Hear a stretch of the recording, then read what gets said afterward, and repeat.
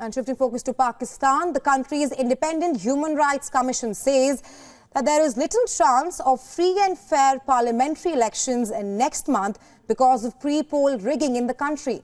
It has also expressed concerns about authorities rejecting the former Prime Minister Imran Khan and most other members of his party.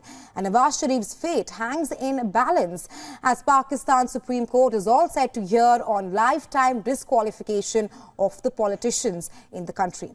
Well, at a press meet in Islamabad, the co-chairperson of the Human Rights Panel said that Imran Khan's Pakistan Tahreek-e-Insaf party was being dismembered in a systematic manner. She further stated that the rejection of nomination of papers for most PTI contestants raised questions about the country's election commission. People should be allowed to vote for their contestant of choice on February 8th. She added that there are apprehensions that the electoral procedure is being engineered. Take a listen. This is assumed a familiar pattern, including arrests of party workers and supporters, lack of transparency concerning the charges involved, crackdowns on party workers' right to peaceful assembly, enforced disappearances. But Imran Khan, who is widely seen as the country's most popular leader, says that he is being targeted by the powerful military which wants to keep him out of the polls. However, the military denies all these allegations. Now, crucially, Pakistan's Supreme Court is all set to hear the case of lifetime disqualification of politicians to decide, among others, the fate of Nawaz Sharif as well. The former Prime Minister is eyeing a record fourth term as the Prime Minister in the February 8 elections.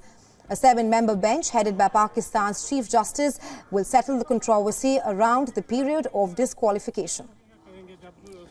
Well, under Article 62 of the Constitution and amendments to the Elections Act 2017, a 5-member bench of the Apex Court in a 2018 judgment declared that disqualification under Article 62 was for life. However, changes were made to the Elections Act 2017 last year by a government led by Pakistan Muslim League. Nawaz set a bar of 5 years for a disqualification period. The poll panel recently accepted former Prime Minister Nawaz Sharif's nomination for 2 constituencies, weeks after a court overturned 2 graft convictions. But Sharif still needs a life ban on holding any public office to be removed to qualify to stand. Sharif was banned from running in elections in 2017 by the Supreme Court, which declared him dishonest for not disclosing income from a company owned by his son.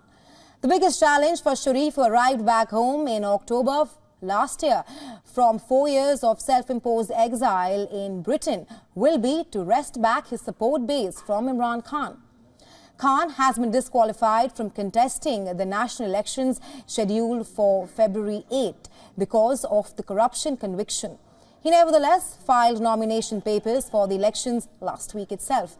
Imran Khan's case is, however, different, as his disqualification has not attained finality.